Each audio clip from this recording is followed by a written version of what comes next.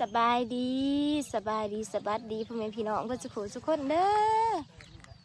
เมื่ออันนี้พี่น้องดังจากอันนั้นคนเขาซอยบาวซุกหมู่บ้านนี่เนาะเพิ่นกสิพ่นเมื่ออันนี้พี่น้องตอนแรกเด็ดตอนนี้ซาติบก็ลงมาพ่นซอยเพิ่นเนาะพ่นแล้วกะสิไปอันนั้นพี่น้องไปมัดเขาอยู่หน้าซาติบเองเนาะบ่ทันได้เดี่ยวเด้อหน้าข่อยกะอีพอตัดคือกันพี่น้องมื้อนี้ อีพอตัดให้หนึ่งมือซื้อหันตัด2ให้เมียนแล้วไปเลยเนาะแต่ว่าเหมือนนี้ตัดให้หนึ่งสติสิให้เราไปมัดก่อนกับดานดูถ่ายคลิปเนาะ สบายดีเด้อพี่น้องดูถ่ายคลิปขนาดดูเด้เห็ดจะได้สันหาเงินหาคำเนาะทุกท่านสวัสดีจ้าสวัสดีค่ะโอ้ยสวัสดีค่ะสบายดีแลแท้งพี่น้องตอนนี้กำลังเอารถมาตั้งเนาะกองเขาบ้าซุกกองใหญ่เติมเนาะพี่น้องน่าจะประมาณอยู่50 ศพกูได้ซุกตายเลยซุกอายุบ่50 ศพใช่ปะสบายดีเด้อพี่น้องเพราะว่าน่าจะได้ประมาณ32มั้งกองอยู่บางกอกหน่อยกว่านี้ก็ต้องลุ้นประมาณนั้นเนาะ30-40นี่แหละพี่น้องโอ้เล็กๆเขาไปฮุบเขามาให้นะบริเกี่ยวฮุบคนเด้บ่บริมาดโคตรแดดพี่น้องเอ้ยอุ้ยซาโดถือกล่องออกมามีแต่คนถือกล่องนะพี่น้องสาธิตสิมาถ่ายบรรยากาศน้อยหนึ่งก็ได้เห็นมันมาครั้งแรกแล้วมันมาถ่ายบรรยากาศทนเขาแล้วหนึ่งแต่ก็สิไปมัดใจอีพอแล้วก็ตัดให้หนึ่งคอยตัดไปมันชุบพ่นให้มันน้อยก็ไปสอนมันชุบบเสมอเป็นยังดอกเขามันจะได้ปลาชุบพ่นเขาแล้วก็สิขึ้นรถไปวิ่งป้าไปวิ่งสิบ่เมิดบ่เฮ้ยไปหาแพทย์เฮ้ยมีแพทย์นะวะนี่มันมีแล้วสิไปหาแพทย์อยู่วิ่งสิได้ว่าอีบ่ติดป่าจะมาโซดเด้ออยู่ก็หาตีเลยจะใส่มันเบาให้ลายเล็กหน่อยมันเบาให้ลายเนาะทั้งเปรสมีแฟนเล็กหน่อยเห็นปะตอนก็ดังต่างเลือดอยู่พี่น้องบ๊อบบี้ดูอันนี้พี่น้องเอ้ยทิมดูกมาพ่นเขาซอยบาซุกคุณได้เมื่อนี้เมื่อหนากูอยากให้มึงเห็ดแล้วมึงบ่ได้เห็ดบ้านนี่บ๊อบบี้ดูอันนี้พี่น้องปะเกี่ยมสิคนพี่น้องไปเมื่อรถทิมลูกทิมเต่าแล้วเฮ้ยกินน้ำมันในเมื่ออยู่ปะเฮ้ยสวัสดีพี่น้องใหม่นะพี่เฮ้ยสวัสดีเดินเนาะมันนอนชามุ้งกูอีก1 ชั่วโมงข่อยพ่นแล้วนี่พอดีแล้วก็เมื่อเลยมันอยู่กับไม่เถาเหรอผู้เดียวมันไม่เถาไม่ใช่สันอีเมลมันนะให้ซ้ำแมงเบิ้งให้มันบอกท่านตื่นง่ายหวยนิดหน่อยบางนาทีแล้วนั่งยานอยู่หันคุบเอาพี่น้องบริมาดน้ำอยู่บนนี่บอกคุบเลยถ้าเล่เอาเนาะอยู่ยังโดนเนาะสตาร์ทเล็กลายอยู่ข้าวเดียวก็ได้มาเบิร์ดได้แบบ4 ตุ๊บ1อ่ะแล้วท้องมึงผิดบ่เอาโบมีเอวอ่ะให้ท้องมึงท้องไหนนี่เลยเนาะพี่น้องรถกระโดดน้องปอสอบนั่น1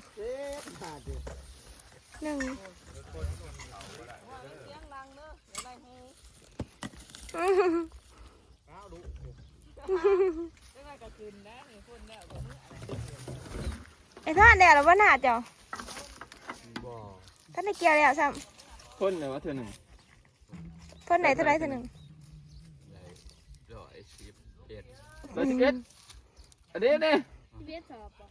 ยว11 สอบแน่นอนเบิ่งแต่เขาเลย11 100 ซ่าอยู่นี่เรือเสือแล้วกันไหน111ไปเด้อมืออื่นเดี๋ยวไปซอยข่อยขึ้นได้มาเอาแห้ง2 มื้อมาแห้ง2 มื้อฝ่าใหม่ดูว่าหน่อยพี่น้อง สบายดีเด้อเลือดย่อยสะ เดี๋ยวแล้วก็บิดได้ สบายนะผ่าเฮ็ดหน้าแซงเกาะเป็นยังว่าคือเต็นสตาร์ทเต็นเลยพี่น้องมาบนเขาหน้าบ่าวซุกหลายคนขนาดลึกสาวบอปีก็มาได้ถิ่มดูถิ่มเต่าหมุนโอ้รวยพันรู้หลายพันนั่นนี่มันกับโบเมื่อยเนาะพี่น้องซอยกันได้หลายคนเดี๋ยวไว้เขาหน้าวาวซุปกองที่2พี่น้องตัวนี้หน้าหวานเนาะตัวนั้นอยู่หน้านั้นหน้าป่งเพิ่นหน้าเนี่ยตั้งกอกแดดแห้งอันนี้อยู่ส่วนเล็กๆกันย่อกระสอบเขาสอบที่ลุ่มพุยกโทรศัพท์มาถ่ายกะมันอันนั้นพี่น้องมันอันนั้นแม่นคนได้ก็กองเขาคนได้ก็เขาบัดดี้คนบัดดี้คน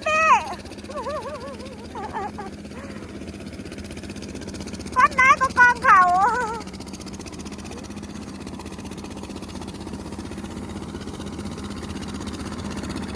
4 คนซอยเขาจะบันเด้อวันนี้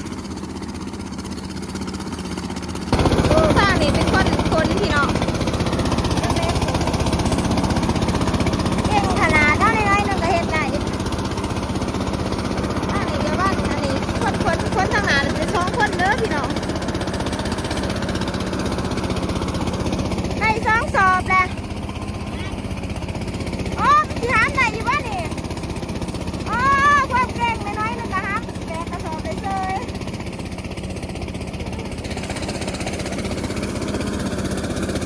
คนเก่งๆพี่น้อง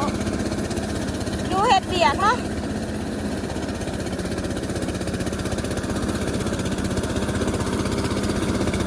ได้4 คนซอยคนนี้ปะแดดร้ายพี่น้องเอ้ยมันกระเด็นซาติดใจเบิ่งพวกโคตรมาแดดเลยแสบบัดแขนขาโอ้เด็ดขาดเพื่อเล็กน้อย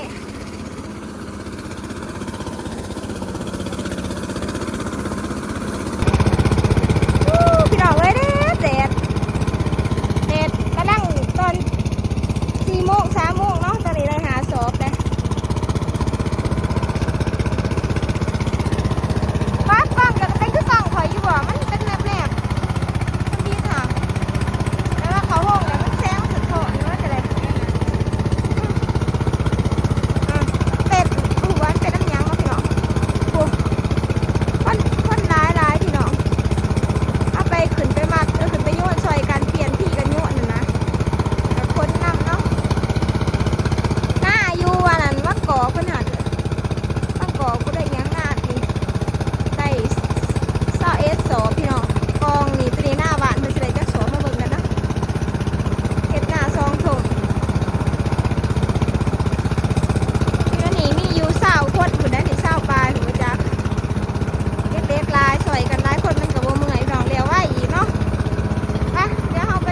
โดดซอยเพิ่นกันเด้อเก่งอันนี้เล็กน้อยแบกไปเซยลูกพัฒบาลได้ดีเนาะได้เด้อนี่เฮ็ดหน้าหลายทง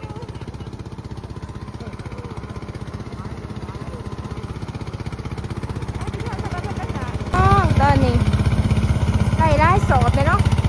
ประมาณอยู่ซ่าอยู่ไหนพี่น้องถ้าปลายเนี่ยเนาะเอาไปยังกองใหญ่อยู่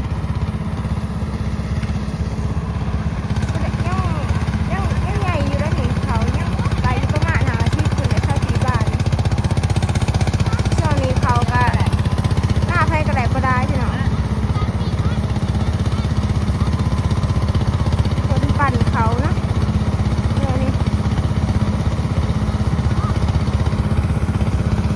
คนนั้นบริมาทุบเอาเลยเพิ่นว่าทุบขึ้นรถคนเลย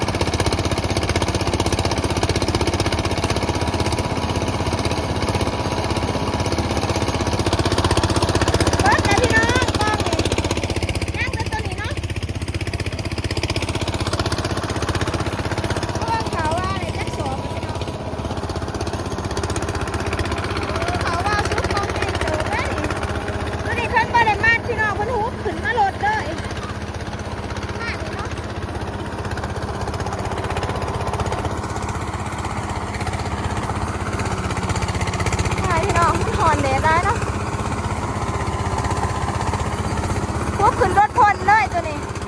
แบบว่าเขาไม่ได้มัดนะเขาหุบเอาหน้าให้หน้า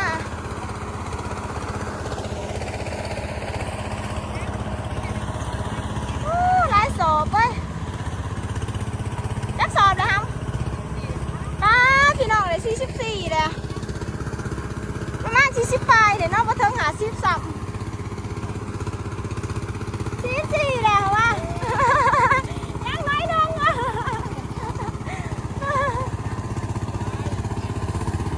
นี่เลยพี่น้องมาคนเขาแบบนี้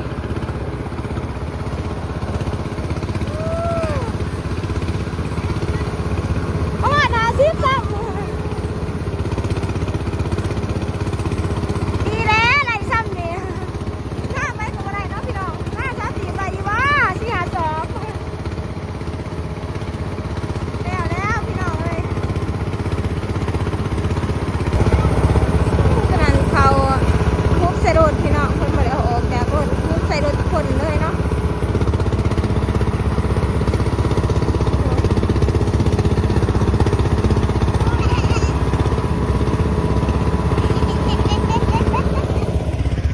สายป่านหัวถึกใจพี่น้องประมาณหลายสอบเนาะประมาณ40-50นี่แหละกล่องชอบสีเป็นยังมันไม่ใช่ใส่แนบอยู่เห็นอยู่แล้วพี่น้องประมาณ40-50เนาะสวยกันน้อยคนเดียวไว้เขารีบพี่น้องเบิ่งเขารีบมันสิออกอยู่เบื้องนี่เนาะส่วนน่ะเบื้องของเขาตื่นอันนี้เขามันรีบนี่มันสิกองอยู่นี่พี่น้องมันสิพ่นออกแบบนี้เขารีบลบอยู่ไกลๆเนาะเขารีบลายเพราะว่าน้ำมันถ่วมนะพี่น้องมันก็ตรงมามันก็ตรงมันเด็ดเป็นเขารีบ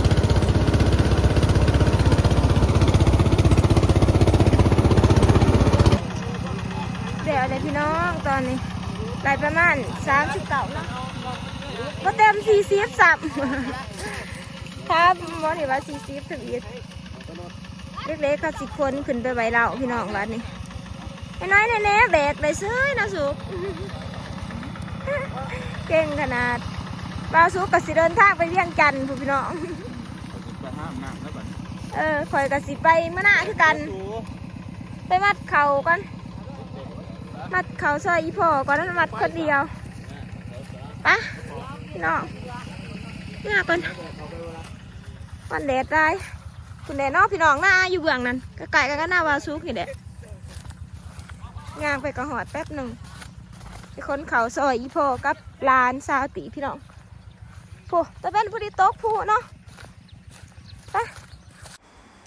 พี่น้องหลังจากสาวตีมาแต่พลเขาซอยวาซุกเนาะก็สิออกมาค้นเขาซอยอีพ่อโตเพราะว่าเขาเฮามันบ่ได้เอาเนี่ยพี่น้องเขียวดังเนาะมาเบิ่งมันกระทันผ่านไป2 อาทิตย์ยังว่าหันใหญ่อยู่นี่ตอนนี้พี่พ่อกับร้านกำลังพากันคนเขาพี่น้องสาวตีมาผากเสียงเอาเด้อบ่ฮู้ว่าคลิปวิดีโอที่ถ่ายมานี่อยู่ๆมันก็บ่ได้ยินเสียงพี่น้องจะมันเป็นอีหยังเนาะหรือว่าเป็นน้ำมีคนโทรเขาแต่หาบแบบมาอัดคลิปเลยแล้วมันเป็นจังซี่นะพี่น้องก็เลยบ่ได้ยินเสียงจ่อยตอนพามาเบิ่งบรรยากาศอยู่หน้าสาวตีบน้ำบ่เกี่ยวเขาหอดใส่เด้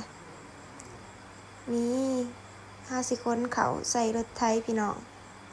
คนใส่รถแล้วก็เอาไปกองพี่น้องกองเป็นกองใหญ่แล้วก็จังปั่นเขาเนาะบัดนี้ให้พ่อมามัดเขากับร้านพี่น้องคนกับร้านเพราะว่าเฮาไปเฮ็ดซอยหน้าบ่าวสุกเนาะส่วนอีเมนั้นไปย่ามครัวพี่น้องมื้อนี้ถือเว้นเป็นย่ามครัวก็เลยให้ร้านกับอีพ่อมาคนนี่เจอนัดก็มาหอบเขาซอยอีพ่อปกตินี่บ่ได้มาเนาะเพิ่นค่าเขาเหียนค่ำเลยพี่น้องตอนนี้ตะเว้นก็เริ่มตกผู้เนาะคนเขาขึ้นรถไปกองหน้าสาวตีบกะ บ่เดี่ยวจักเถื่อพี่น้องมันแบบเขาซุกบ่เพียงพอกันนะ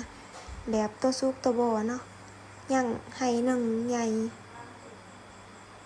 ถามันซุกแล้วก็เกี่ยวเดี่ยวเลยพี่น้องเห็นจะน่าสบายดีบ่ได้ยินเสียงพี่น้องเอ้ยคลิปสาวตีบสิติมก็เสียดายเนาะก็ได้เอามาให้พี่น้องเบิ่งแล้วก็พากเสียงไปนำดีพี่น้องอยู่ตรงหน้าเนาะบรรยากาศดีตะเวนตกผู้ส่วนเขาสาวตีบเนี่ยเขียวๆนะวันสู่ไข่ใหญ่ๆพี่น้องตอนนี้ก็ค่ำเลยพี่น้องสาวตีบสิขึ้นก่อนเด้อบ๊ายบายพบกันคลิปหน้าเด้อพี่น้อง